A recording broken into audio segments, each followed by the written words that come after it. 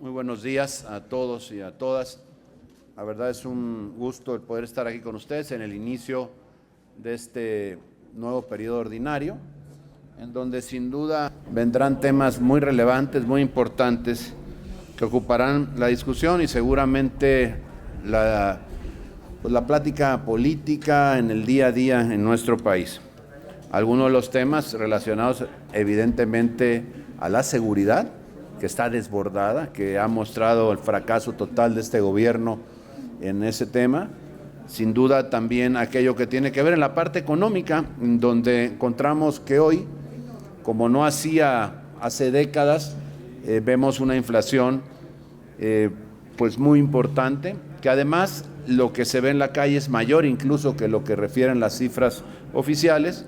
Y luego el tema de salud, en donde en el tema de salud ha sido un verdadero fracaso la estrategia de vacunación, la contención, si se le puede llamar así, de la pandemia, en donde hemos señalado en muchas ocasiones en esta misma tribuna que es necesario la salida de una vez ya del doctor Hugo López-Gatell, que no ha podido y que su actitud irresponsable le ha merecido hasta denuncias formales, precisamente por esa negligencia, por esa incapacidad, por ese desdén por las víctimas.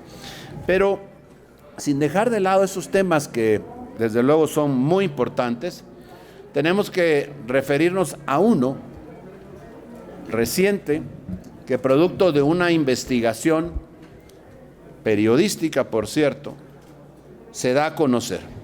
Tiene que ver con el tema del lugar donde vivía el hijo del presidente Andrés Manuel López Obrador. Y que, bueno, fue descubierto que ese lugar en Houston, en la residencia que ocupaba, pertenece a quien era el presidente y director de la compañía Baker Hughes, un señor de apellido Schilling, que era no un ex empleado cualquiera, era precisamente el cargo de director el que ocupaba y que tenía, por supuesto, una relevancia significativa en la empresa.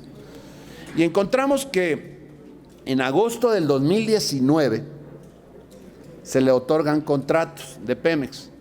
Un mes después, el hijo del presidente y su esposa arriban a vivir a ese domicilio. Cuando encontramos este tipo de coincidencias, no se puede más que pensar en que debe de haber de manera urgente una investigación seria.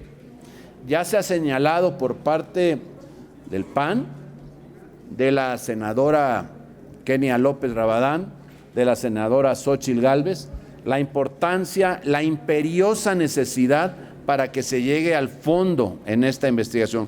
No estamos hablando de un tema cualquiera. En donde viva cualquier persona que tenga legítimamente acreditado su patrimonio, está bien. Qué bueno que así sea y qué bueno que así lo pueda realizar. De lo que estamos hablando es de la posible intervención en las relaciones del gobierno para poder conseguir o conceder favores a miembros de la familia del presidente. Y esto sin duda amerita una investigación del más alto nivel para deslindar responsabilidades. ¿Qué está pasando con los contratos en Pemex? ¿Se están dando estos a cambio de favores? ¿Realmente se cuida que haya la conveniencia y el cuidado del patrimonio de la empresa, de la nación, a través de los contratos que se entregan? ¿O simplemente se dan a quienes conviene darlos? Hay cosas que están ahí, que son evidentes y que, por cierto, el presidente no pudo negar. Desde el día de ayer, lunes, se ha referido a este tema y en ningún momento ha desestimado la veracidad del hecho. Ha dicho sí, o ha pasado, mejor dicho, a atacar y digamos que a señalar cómo pues todos estos adjetivos que ocupa para ponérselos a quienes él considera sus adversarios, y que lo único que ha buscado es cómo tratar de desmentir no en la existencia de la casa y la vida de su hijo y su esposa en ese lugar, sino que esto no se habría derivado respecto a una situación, por decir lo menos, pues muy complicada, muy intricada y que debe de averiguarse, de la empresa, los contratos obtenidos en Pemex y los familiares del presidente. Y se ha dedicado a tratar de decir que no son iguales, que por supuesto que sus hijos no tienen injerencia en el gobierno. Al final de cuentas, nosotros no nos podemos quedar con el dicho de nadie, así sea del mismo presidente de la República: se necesita investigar, porque no estamos aquí para creerle. No es esto un dogma de fe en donde si le creemos pues ya quedó. En realidad lo que tiene que hacerse es investigarse hasta sus últimas consecuencias. No podemos permitir que lo que ya sucedió en sexenios anteriores, específicamente en el inmediato anterior, por aquella casita blanca, se vuelva a dar. Necesitamos aclararlo, necesitamos llegar al fondo, deslindar responsabilidades y, por supuesto, que esto, sobre todo y lo más importante, no ocurra. Han dicho que en este gobierno se combate la corrupción, que lo demuestren, que tengan la oportunidad de decirle a los mexicanos: estoy demostrando, estoy investigando y así están las cosas. Que se señalen los contratos que están dados para esta empresa, cómo los ganó, en qué condiciones fueron las licitaciones, por qué se le entregaron a ella. Eso es lo que tenemos que hacer, y no tapar las cosas, ni tampoco desdeñar los hechos.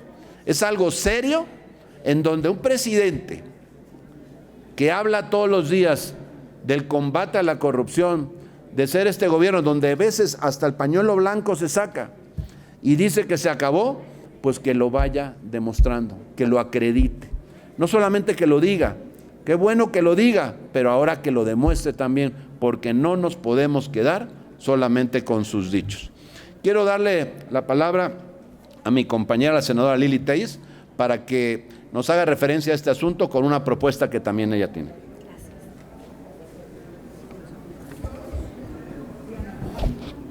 Buenas tardes. Bueno, hace un momento ya platicamos sobre la propuesta que voy a presentar hoy para que se haga una comisión especial para investigar todos los actos de corrupción en el Houston Pemex Gate. ¿Cuántos mexicanos han vivido en una casa de un empresario petrolero estadounidense que tiene contratos con Pemex? ¿Cuántos? Pues vemos que hay uno, y es el hijo del presidente López Obrador. Esta comisión que vamos a proponer para que la integren, obviamente, los senadores de oposición, porque suponemos que Morena ya está en la defensa a ultranza de la familia del presidente. Esta comisión debe dar un seguimiento y promover que la Fiscalía General de la República investigue a fondo enriquecimiento ilícito, tráfico de influencias, conflicto de interés y delincuencia organizada y, claro, cualquier otro delito que se encuentre.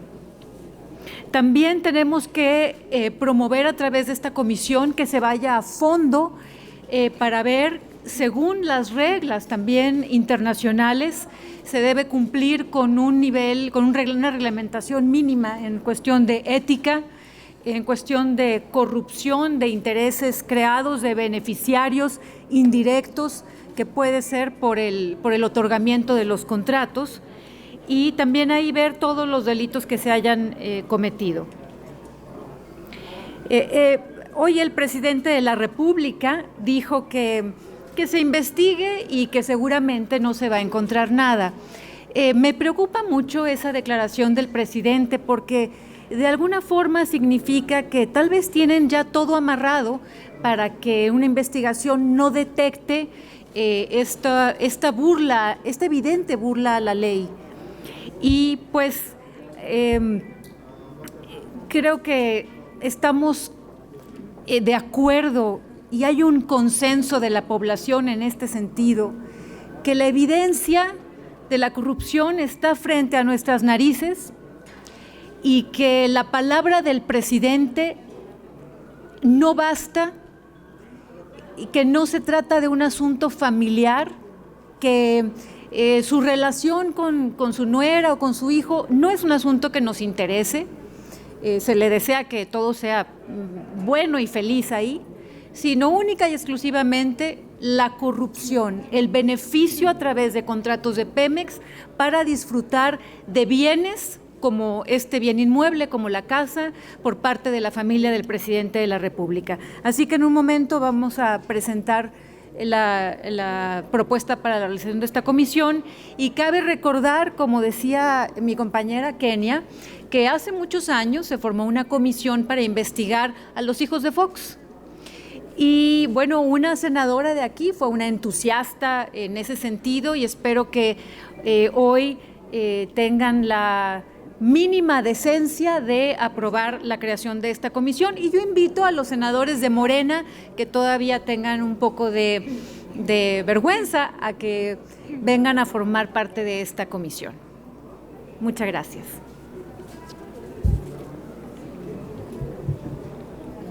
Sí, si nos permiten, tenemos algunas preguntas de parte de los compañeros de la prensa. Para no entorpecer el tema. ¿Perdón? Tenemos algunas preguntas de parte de los compañeros de la prensa. La primera pregunta es de Gerardo Cedillo, de Enfoque Noticias.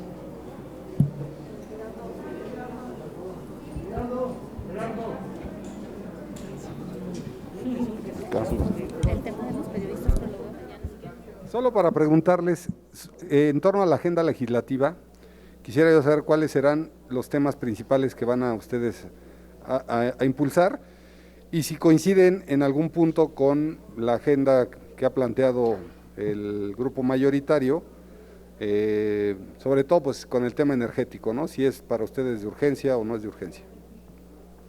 Con mucho gusto, Gerardo.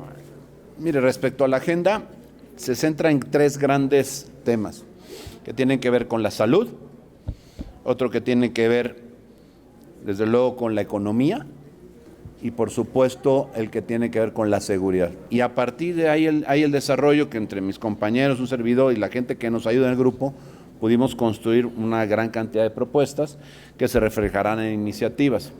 Pero fundamentalmente, ¿qué te digo? En salud, bueno, hay que buscar que aquel sistema de vacunación que en México era pues digno hasta de aplauso en otras latitudes, pueda recomponerse, pueda reconsiderarse en su creación nuevamente. Lo que tiene que ver también con el desabasto.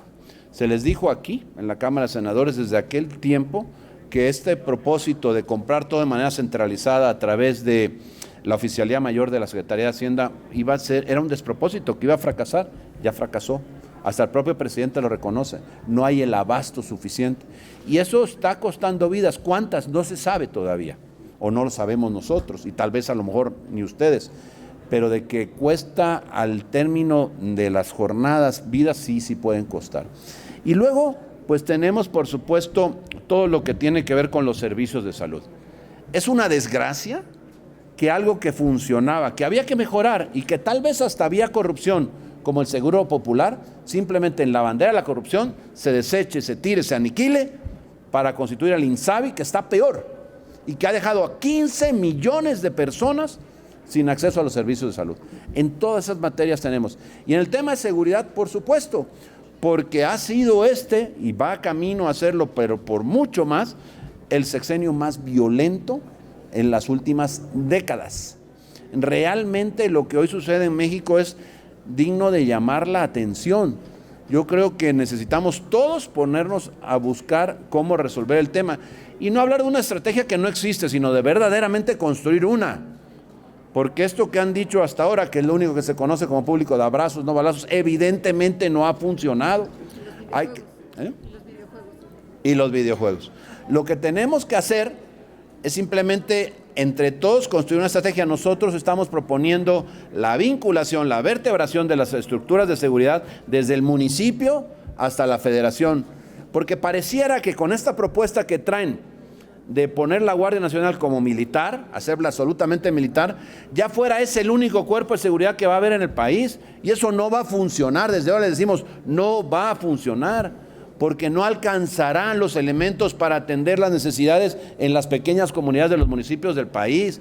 El ejemplo se los decimos en cualquier lugar, en mi estado y en cualquier lugar, se tienen conocimiento de que las policías necesitan recursos para atender la incidencia delictiva, que muchos de los casos de lo que más se duele la gente es de los delitos del fuero común, y eso los va a ir a atender la Guardia Nacional.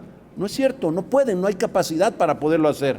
Entonces también ahí hay propuestas para vincular de manera efectiva y con presupuesto, poder hacer que las policías estatales y las municipales se puedan dignificar y puedan sumarse a ese esfuerzo que se quiera hacer de la Federación, de las Fuerzas Armadas Permanentes, no de la Guardia Nacional a través de un mando militar, sino que siga siendo civil. Y luego en el tema que tiene que ver, pues desde luego con la parte económica, pues qué decir. Tenemos la inflación más alta en 20 años, tenemos un país que no crece, que seguramente si seguimos como vamos con los pronósticos que se tienen para el 2022 y se replica en el 2023, que no pareciera que fueran a cambiar mucho, habrá pasado 6 años de este gobierno en donde habrá sido pues un fracaso total, habremos tenido un sexenio perdido en materia económica, a menos que cambien y cambien ya, y para ello hay que darle certeza a la inversión para que se generen los empleos que tanta falta hace en este país. Y ahí hay muchos temas, ahí hay muchas iniciativas, muchas propuestas. Se dijo aquí del ingreso básico universal, simplemente lo desatendieron.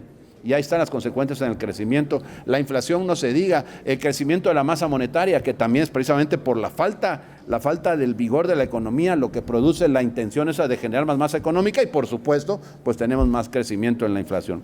Hay muchas cosas en las que estamos por ver y por último diría, la reforma política en la que se pretende simplemente acabar con el INE y acabar con el Tribunal Electoral. Ahí no podemos permitir que eso suceda, porque son precisamente ellos, esos dos organismos, por un lado el tribunal y por otro lado la autoridad administrativa, las que se encargan de que en este país haya alternancia y la vida democrática realmente se viva.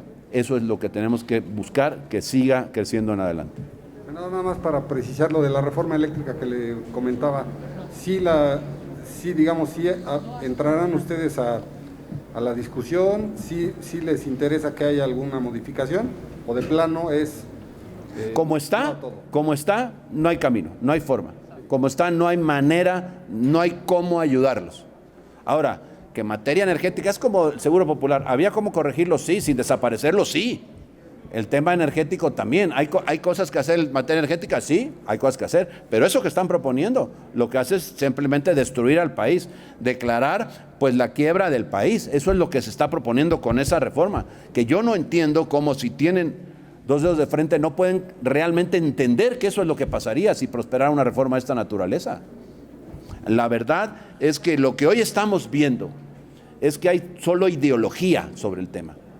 El que Pemex tome control, el que Comisión Federal tome control, todo aquello que tenga para darle más poder y más fuerza al gobierno federal es lo que les gusta, sin importar si se van a generar energía a base de fuentes, pues, como la quema de combustibles fósiles, que son altamente contaminantes, en donde no habrá suficiencia energética para el desarrollo del país. Al otro día, dice la propuesta de entrar en vigor la reforma, se tendrán que suspender todos los contratos con la iniciativa privada. Yo pregunto, ¿quién va a generar esa energía que al otro día de la reforma ya no podrá venderse en este país? ¿A quién le vendían? Ya no se les podrá dar energía, vendrán los apagones. Pero es que es así, está bien clara la situación. Lamentablemente, la ideología en este país mata. Ha matado en seguridad, ha matado en salud y ha matado, por lo visto, si llegara a prosperar o mataría en materia energética. Mayolo López, Grupo Reforma. ¿Es la reforma Bartlett o es votar por Bartlett? La reforma Bartlett o México, me dice Lili, tienes toda la razón. Así es como deberían de llamarla. Gracias. O Bartlett o México. Quiero consultarles, ¿ustedes consideran que con la figura de Ricardo Aldana nace un maximato de Romero de Champs? Y si implícitamente el presidente de la República, al haber llevado una pasarela a Palacio Nacional, dio su aval para que Ricardo Aldana sea el nuevo jerarca petrolero. Tengo una pregunta más. La respuesta desde el punto de vista así particular, no lo hemos conversado en el grupo, pero sería sí, claramente. ¿Qué tiene que hacer aquellas personas que aspiran a dirigir un sindicato, una empresa, así sea del Estado, paseándose por Palacio Nacional? Las señales son malísimas. O sea, fueron a pedir permiso, fueron a decir este es el bueno, de qué se trató todo ese show. Me parece que estamos ante una simulación más de un ejercicio que debiera ser de los trabajadores y debiera ser democrático. Y hoy simplemente es un acto de simulación. ¿Gana Romero de Champs? Pues de alguna forma sí. De alguna forma, porque al final está reeditando a través de terceras personas, ¿no? Muy bien. La segunda cuestión, ¿la bancada panista daría su aval a Jesús para Panamá? No lo hemos platicado, pero yo te diría, más que hablar de esa persona y de ese lugar, yo lo que diría es que hay que buscar los perfiles adecuados para ocupar esos puestos. Y ella puede tener perfil adecuado para muchas otras cosas. Francamente, yo no la veo como un perfil adecuado para ser la representante del gobierno mexicano en Panamá, porque eso es lo que es un embajador. Y la verdad es que yo no lo veo. Me parece que el Servicio Exterior Mexicano se debiera buscar prestigiar. Y entiendo que no va a poner a sus opositores, a sus contras, lo entiendo, es razonable. No debiera ser, pero es razonable, lo puedes entender. Pero de eso a pasarse al otro lado, a proponer a una persona que, pues con los méritos que tenga, habría que platicarlos, pero embajadora de un país, representante de una nación, me parece que no tiene el perfil para ello. Adelante. Nada más decir gracias, coordinador. Qué bueno que un abusador no va a ser embajador. Por supuesto que para nosotros es un gran logro de la ciudadanía. El gobierno no lo quiso aceptar, es más, no lo quiere aceptar, pero qué bueno que hubo altura de miras del gobierno de Panamá. Y referente a los demás perfiles, solamente decir qué lamentable que el Servicio Exterior Mexicano en este sexenio esté sufriendo las consecuencias de una ideología obtusa. Se le falta el respeto a las mujeres y a los hombres que han dedicado su vida al Servicio Exterior Mexicano. Qué lamentable que este gobierno priorice su ideología y priorice su obsesión por no solamente dañar a México, sino pringar, sino dañar incluso a otros países a propósito de la gente a la que están enviando. Gracias. Gracias. La siguiente pregunta es de Leticia Robles de la Rosa, de Excelsior. Senadores, muy buenas tardes. Espero que tengamos un periodo ordinario en el que haya mucho color por parte de ustedes para que podamos relatarlo muy animadamente en este periodo. Pero le quiero hacer 3 preguntas breves. La comisión que están proponiendo no la va a respaldar Morena. ¿Cuál sería su calidad jurídica para que tenga cierto peso lo que van a hacer? 2. Hace un momento la Suprema Corte de Justicia de la Nación acaba de decidir que sí es constitucional la pregunta de la consulta para la revocación de mandato, a pesar de tener lo de ratificación. Yo entiendo que ustedes aquí la pactaron y que así quedó y que es Cámara de Diputados la que la impugnó, pero quisiera saber si esta decisión de la Corte, donde fueron 4 votos los que lo frenaron la inconstitucionalidad, está marcando ya el sino de esta Corte a ser mucho más oficialista y a ser más cercana sus decisiones al Ejecutivo Federal. Y la tercera pregunta que les quiero hacer tiene que ver con los diplomáticos, los nombramientos que van a venir. Todos los partidos, todos los gobiernos ponen algunos políticos como embajadores, eso no es nuevo, y ponen gente que no es diplomático en embajadas y consulados, eso no es nuevo. Octavio Paz fue nuestro representante, por ejemplo, ¿no? Entonces, lo que le quiero preguntar es, el PAN en particular, ¿cómo ha valorado nombres, no solamente como el de ahora Jesús, sino de los exgobernadores del PRI, el de Sinaloa, el de Sonora y el de Campeche?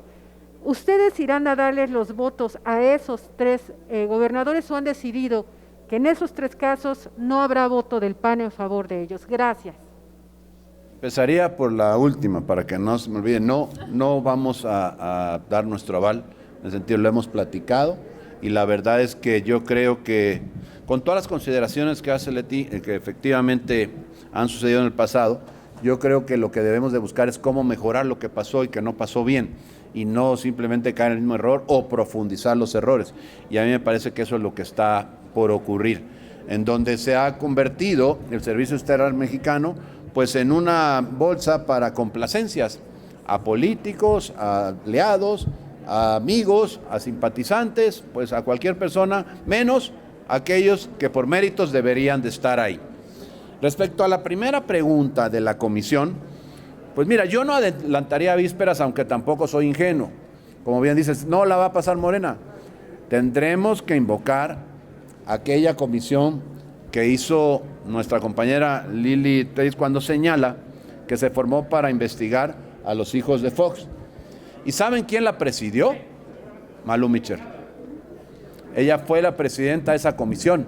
Entonces yo no veo la diferencia. ¿Por qué no habríamos de investigar una situación en donde se está señalando, se está especulando, y lo menos que tiene que hacer para claridad de todos?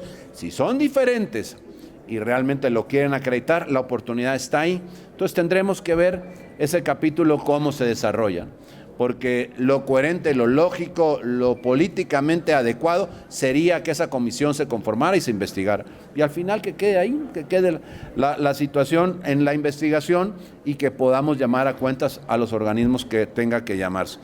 Y respecto al tema de la revocación de mandato, yo quisiera poder tener la oportunidad de leer la sentencia y los argumentos de cada uno de los ministros, porque evidentemente ante lo que estamos es ante una simulación.